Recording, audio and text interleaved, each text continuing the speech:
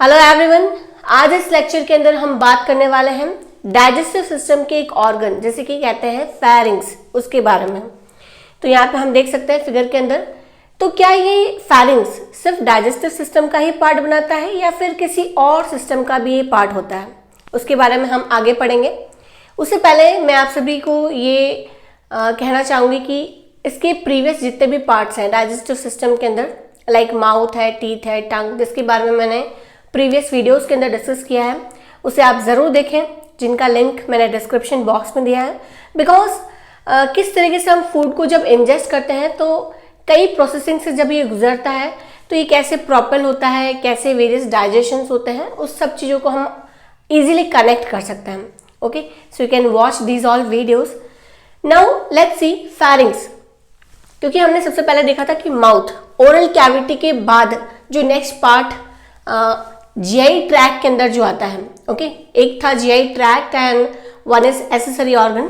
सो GI tract के अंदर जो नेक्स्ट पार्ट आता है वो होता है फेरिंग्स। फेरिंग्स एक मस्कुलर ट्यूबुलर स्ट्रक्चर होता है, ट्यूब नुमा स्ट्रक्चर होता है, फनल शेप, ओके, जो कि माउथ के पोस्टीरियरली प्रेजेंट होता है। यहाँ पे हम देखेंगे कि कहाँ से कहाँ तक ये एक्सटेंड होता है। सो फेरिंग्स जो है ये बेस ऑफ द स्कल से एक्सटेंड होता है और ये कहाँ तक एक्सटेंड होता है, up to the inferiorly oesophagus तक। ओके, या फिर हम यहाँ पे बात कर सकते हैं कि जो ग्रीन वाला कार्टिलेज है, जैसे बोलते हैं क्रिकॉइड कार्टिलेज, जो कि लैरिंक्स का पार्ट होता है, इस क्रिकॉइड कार्टिलेज के लोअर बॉर्डर तक ये क्या होता है, एक्सटेंड होता है। So base of the skull से लेके कहाँ तक, lower border of cricoid cartilage तक एक्सटेंड होता है हमारा फेरिंग्स। ओके, नाउ ये जो फेरिंग्स है ये सबसे ज्यादा वाइड, सबसे ज्यादा चौड़ा जो है वो ऊपर वाले पार्ट में होता है, देन थोड़ा सा नैरो होता है और सबसे नैरोएस्ट होता है इन लोअर पार्ट। ओके, तो सबसे पहले हम समझेंगे कि इसमें कौन कौन से 3 पार्ट होते हैं, क्योंकि फेरिंग्स को एनाटॉमिकली 3 पार्ट में डिवाइड किया गया है, डिपेंडिंग ऑन कि कौन से स्ट्रक्चर के पीछे ये ओपन हो रहा है। जैसे कि हम इसमें देख सकते हैं सबसे ऊपर नेजल कैविटी जहाँ पे ओपन होती है, ओके, नेजल कैविटी जो इंटरनल नेयर्स जहाँ पे ओपन हो रहे हैं, उस वाला हिस्सा यहाँ पर कहलाता है nasopharynx, nasal cavity, and then इसके पोस्टीरियरली आता है नेजोफेरिंग्स। ओके, सो जो ग्रीन कलर में यहाँ पे मैंने ड्रॉ किया है वो है nasopharynx, okay, posterior to internal नेयर्स।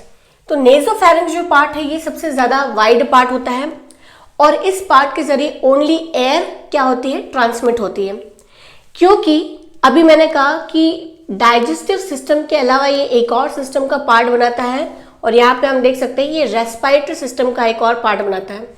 Because nasal cavity के जरिए जो इनहेल करते हैं हम या एक्सहेल करते हैं, जो एयर का मूवमेंट हो रहा है वो किसके जरिए होता है, through this nasopharynx. Okay, so air के लिए पैसेजवे प्रोवाइड करता है नेजोफेरिंग्स, जो कि वाइड होता है, चौड़ा होता है, एंड इसके अंदर 2 बेसिक स्ट्रक्चर्स होते हैं। One is adenoid. सो ये जो ब्लैक कलर के अंदर हम देख सकते हैं यहाँ पे, दिस इज कॉल्ड एडिनॉइड, या फिर कह सकते हैं फेरेंजियल टॉन्सिल, जो कि एयर के अंदर कई फॉरेन जो इन्वेडर्स हैं उसके अगेंस्ट हमारी बॉडी को इम्यूनोलॉजिकली क्या करता है, प्रोटेक्ट करता है, हमारी बॉडी को फॉरेन इन्वेडर्स के अगेंस्ट बचा के रखता है। Okay, these are called adenoid या फिर फेरेंजियल टॉन्सिल। इसके अलावा नेजोफेरिंग्स में 2 ट्यूब्स ओपन होती हैं जो कि डायरेक्टली मिडल ईयर से हमारे फेरिंग्स को कनेक्ट करती है, जिसे बोलते हैं Eustachian tube. This red Lal colour में जो बनाया मैंने यहाँ पे, सो 2 प्रेजेंट होती है, यूस्टेशन ट्यूब या फिर ऑडिटरी ट्यूब कह सकते हैं। ओके, सो ये 2 ट्यूब क्या बेसिकली फंक्शन करती है कि जो एटमॉस्फेरिक प्रेशर होता है और जो हमारे मिडल ईयर का प्रेशर है उसको इक्वलाइज करने का काम करती है। क्योंकि यूजुअली क्या होता है, जब भी हम सुनते हैं और जो साउंड वेव्स होते हैं उसी कारण हमारी टिम्पैनिक मेम्ब्रेन क्या करती है, वाइब्रेट करती है, एंड देन साउंड वेव जो है वो इस तरीके से मैसेज को रिले करते हैं। सो जो टिम्पैनिक मेम्ब्रेन है उसको इक्वलाइज और मिडल ईयर के अंदर जो प्रेशर है उसको इक्वलाइज करने का काम ऑडिटरी ट्यूब या यूस्टेशन ट्यूब करती है। मोस्टली ये जो ट्यूब होती है ये क्लोज रहती है, लेकिन जब भी हम स्वॉलो करते हैं, फूड को निगलते हैं, यॉन करते हैं, मीन्स जब हम उबासी लेते हैं या फिर जब स्नीज करते हैं, छींकते हैं तो उस दौरान ये ट्यूब स्लाइटली क्या हो जाती है, ओपन हो जाती है। तो इन सारी एक्टिविटीज के दौरान हमारे ईयर के अंदर स्लाइटली हमको प्रेशर फील होता है, थोड़ा सा हमारे ऐसा महसूस होता है जैसे हमारे कान बंद हो गए हैं। ओके, वो किस लिए हो रहा है, बिकॉज ये क्या हो रही है, ट्यूब ओपन हो रही है एंड देन जो प्रेशर है वो प्रेशर हमारे मिडिल ईयर तक जा रहा है एंड देन स्लाइटली हमें हैवीनेस लगता है। ओके, सो बेसिकली यहाँ पे जो ये ट्यूब है ये टिम्पैनिक मेम्ब्रेन को स्टेबलाइज करने का काम करती है ताकि वो बल्ज आउट या बल्ज इन ना हो। ओके, तो उसे बैलेंस करने के लिए और मिडिल ईयर के प्रेशर को बैलेंस करने के लिए ट्यूब जो होती है वो नेज़ोफैरिंक्स में प्रेजेंट होती है। ओके, सो नेज़ोफैरिंक्स के अंदर बेसिकली दो इंपॉर्टेंट स्ट्रक्चर है, adenoid pharyngeal tonsil and auditory tube और यूस्टेशियन ट्यूब। नाउ ये जो नेज़ोफैरिंक्स हैं ये सॉफ्ट पैलेट तक मीन्स यहाँ पे देख सकते हैं हम up to the level of uvula, ये है हैंगिंग स्ट्रक्चर यूवुला, यहाँ तक क्या होते हैं, एक्सटेंड होते हैं। नाउ कम्स फेरिंग्स का जो दूसरा पार्ट जो कि हमारी माउथ या ओरल कैविटी को कनेक्ट करता है। ओरल कैविटी जो डायरेक्टली यहाँ ओपन होती है उस वाले भाग को जो रेड कलर में यहाँ पे दिख रहा है इसे कहते हैं ओरोफैरिंग्स। ओके, ये बोथ यानी एयर और फूड दोनों के लिए कॉमन पैसेज वे होता है, क्योंकि कई बार हमने देखा है जब हमें कोल्ड होता है तो हमारी नाक बंद हो जाती है, तो उस दौरान माउथ से भी हम इजीली ब्रीथ कर पाते हैं। So it is a common passage वे, एक कॉमन पैसेज होता है एयर और फूड के लिए। ओके, ओरोफैरिंग्स। ओरोफैरिंग्स माउथ और जो ओरल कैविटी है एंटीरियरली वो कहाँ से ओपन होता है, मीन्स कहाँ से कनेक्ट होता है, फॉसिस और द इस्थमस, यानी जो हमारे बैक ऑफ द माउथ का जो पार्ट है ये फॉसिस और ओपनिंग डायरेक्टली ओरोफैरिंग्स में खुलती है। ओके, सो यहाँ पे ये सॉफ्ट पैलेट से एक्सटेंड होके up to the level of hyoid bone या फिर कह सकते हैं upper border of epiglottis. So यहाँ पे जो ग्रीन वाली है ये है एपिग्लॉटिस। एपिग्लॉटिस के अपर बॉर्डर तक ये ओरोफैरिंग्स से एक्सटेंड होता है और स्लाइटली नेज़ोफैरिंग्स से नैरो होता है। एंड फेरिंग्स का जो तीसरा भाग होता है ये वाला जो ब्लू में मैंने ड्रॉ किया है, जो कि हायोइड बोन या फिर कह सकते हैं अपर बॉर्डर ऑफ एपिग्लॉटिस से एक्सटेंड होता है, जो कि lower border of cricoid cartilage या फिर हम कह सकते हैं पोस्टेरियरली यहाँ पे आती है सर्वाइकल सिक्स्थ वर्टिब्रा। ओके, जो हमारे नेक वर्टिब्रास है सर्वाइकल रीजन में, उसमें जो सिक्स वर्टिब्रा होती है वो भी यहाँ पे ऑलमोस्ट इसी के करस्पॉन्ड होती है, इसी के बराबर होती है। सो लैरिंजोफैरिंग्स जो है वो क्योंकि लैरिंग्स के पोस्टेरियरली है सो इसलिए उसकी बेसिस पे, इस ऑर्गन के बेसिस पे इसका नाम दिया गया है लैरिंगोफैरिंग्स, जो कि इन तीनों पार्ट में सबसे कंपैरेटिवली क्या होता है, नैरोएस्ट, सबसे सकरा हिस्सा होता है। सो ऑल टुगेदर हमने 3 पार्ट यहाँ पे फेरिंग्स के देखे। नेज़ोफैरिंग्स जो कि नेजल कैविटी को कनेक्ट करता है, एयर के लिए कॉमन पैसेजवे है। ओरोफैरिंग्स जिसके जरिए एयर एंड फूड दोनों पास हो सकते हैं, ओरोफैरिंग्स। ओके, एंड दी लैरिंगोफैरिंग्स जो कि सबसे लोअर, क्योंकि सबसे नीचे है इसलिए इसे हाइपोफैरिंग्स भी बोलते हैं, लैरिंगोफैरिंग्स को। ओरोफैरिंग्स के अंदर भी कई टाइप के टॉन्सिल्स यहाँ पे ओपन होते हैं। लाइक हमने पढ़ा था टंग के अंदर जो बेस ऑफ द टंग होता है पोस्टीरियर पार्ट, उसमें कई लिंगुअल टॉन्सिल्स होते हैं। ओके, टंग में हमने डील किया था। एंड इसी के साथ में जो टंग के पोस्टीरियर एस्पेक्ट में टू आर्क शेप जो स्ट्रक्चर होते हैं, पैलेटोग्लॉसल एंड पैलेटोफेरेंजियल आर्क, उनके बीच में भी प्रेजेंट होते हैं palatine tonsil. Okay, so oral cavity में भी कई टॉन्सिल्स ओपन हो रही हैं, like palatine tonsil as well as lingual tonsil. So all together जितने टॉन्सिल्स हैं ये कई फॉरेन इन्वेडर्स जो कि हमारे एयर और फूड के जरिए जो हमारी बॉडी के अंदर एंटर करते हैं उनके अगेंस्ट ये फाइट करती हैं एंड प्रोटेक्ट करती हैं। तो यहाँ पे हम फेरिंग्स की बाउंड्रीज देख सकते हैं। सबसे सुपीरियरली जो फेरिंग्स है वो कहाँ से एक्सटेंड होता है, बेस ऑफ द स्कल, जहाँ पे sphenoid bone as well as occipital bone के कुछ पार्ट होते हैं। From here base of the skull से एक्सटेंड होता है सुपीरियरली, और इंफीरियरली ये कहाँ तक एक्सटेंड होता है, that is up to the level of oesophagus. Okay, this is called oesophagus, जो कि जीआई ट्रैक्ट के अंदर नेक्स्ट पार्ट बनता है। एंड इसके एंटीरियरली वॉल जो होती है वो इनकम्प्लीट होती है, बिकॉज ये नेजल कैविटी में भी ओपन हो रहा है, ओरल कैविटी में भी ओपन हो रहा है, सो इट इज कंप्लीट नहीं होती है, it is incomplete. And posteriorly pharynx के पीछे की ओर होता है pre vertebral fascia means connective tissues के बैंड होते हैं जो कि इन स्ट्रक्चर को एनक्लोज करते हैं और वर्टिब्रा से इसको सेपरेट करने में हेल्प करते हैं। Prevertebral fascia. Okay, so these are the boundaries superior, inferior, posterior and anterior. Now next आता है कि जो ये फेरिंग्स होता है, जैसे कि मैंने बताया कि ये मस्कुलर ट्यूब है, means as a funnel shape tube होती है।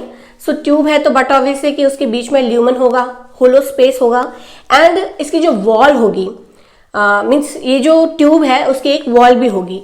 तो यहाँ पे हम देखते हैं कि इस फेरिंग्स, इस ट्यूब लाइक स्ट्रक्चर के अंदर जो वॉल है वो कौन कौन सी लेयर से मिलके बनी होती है।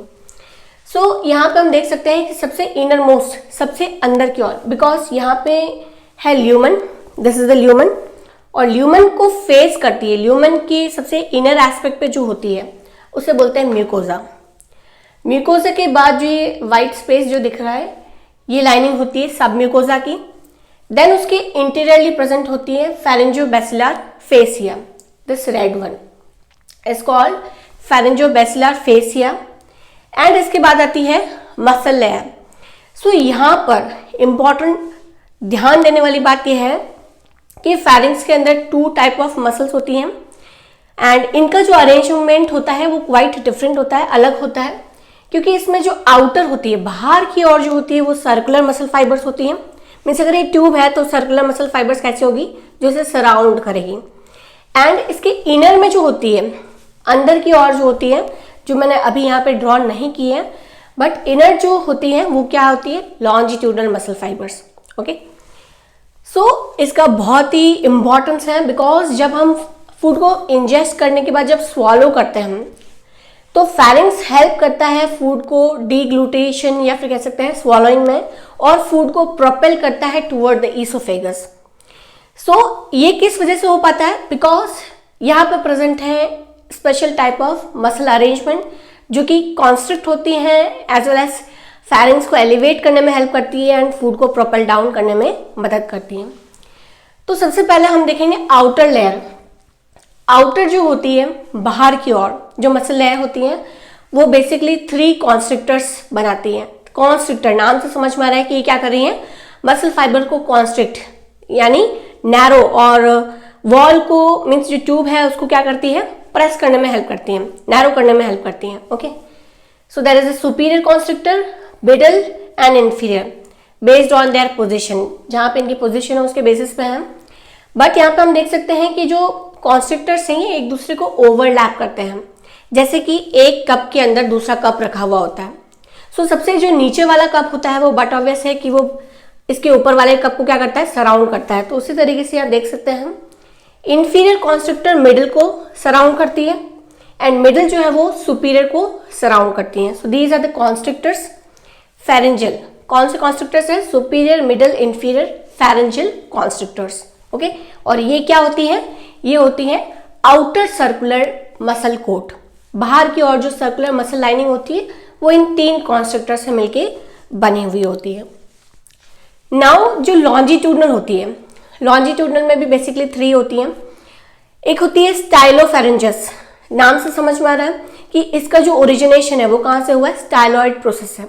सो स्टाइलॉइड प्रोसेस से ओरिजिनेट होकर फेरेंजियल मसल्स जो हैं ये सर्कुलर उसके इनर एस्पेक्ट तक ही क्या करती हैं, क्योंकि वो लॉन्जिट्यूडनल मसल्स हैं जो कि इनर प्रेजेंट होती है, अंदर की ओर, ये कहाँ है, बाहर की ओर। सो स्टाइलोफेरेंजस मसल, फेरेंजस जो कि स्टाइलॉइड प्रोसेस से एक्सटेंड होके इन सर्कुलर मसल फाइबर के अंदर की ओर इनरवेट होती है, इनका इनरवेशन।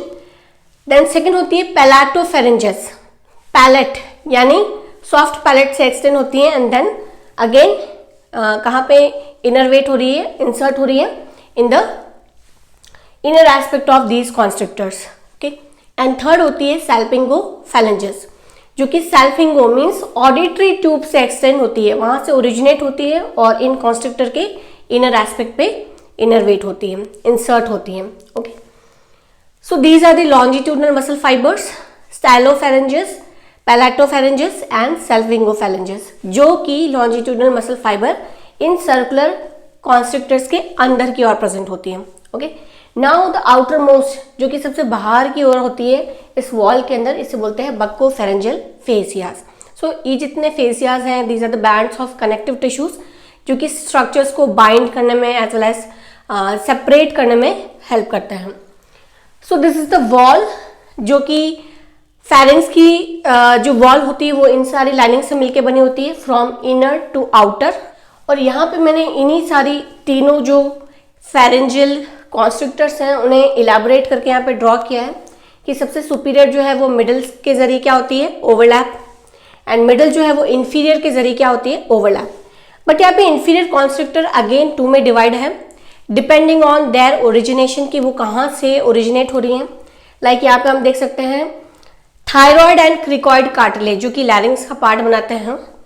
जब ये थायराइड कार्टिलेज से ओरिजिनेट होती है इंफीरियर कॉन्स्ट्रिक्टर, तो इस डिवीजन को बोलते हैं थायरोफेरेंजियल, ओके। एंड जब ये क्रिकॉइड कार्टिलेज से ओरिजिनेट होती है तो इसे बोलते हैं क्रिकोफेरेंजियल।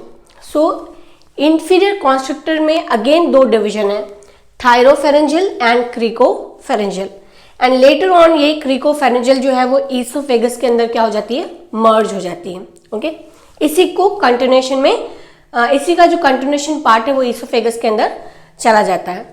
तो ये जितनी मसल फाइबर्स यहाँ पे जो होती हैं, ये नॉर्मली इनका ओरिजिनेशन एंटीरियरली होता है। एंटीरियरली जो भी जिन भी पार्ट से बिलोंग करते हैं एंटीरियरली ओरिजिनेट होती है, लैटरली जाने के बाद पोस्टीरियरली मीट करती है, जहाँ पर एक फाइब्रस रेफे होती है, जहाँ पे आके ये क्या करती है, मर्ज होती हैं, ओके। सो इस तरीके से from anterior, lateral and posteriorly ये क्या होती हैं, पीछे की ओर मूव होती हैं।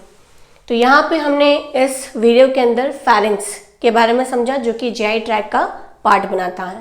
Thank you.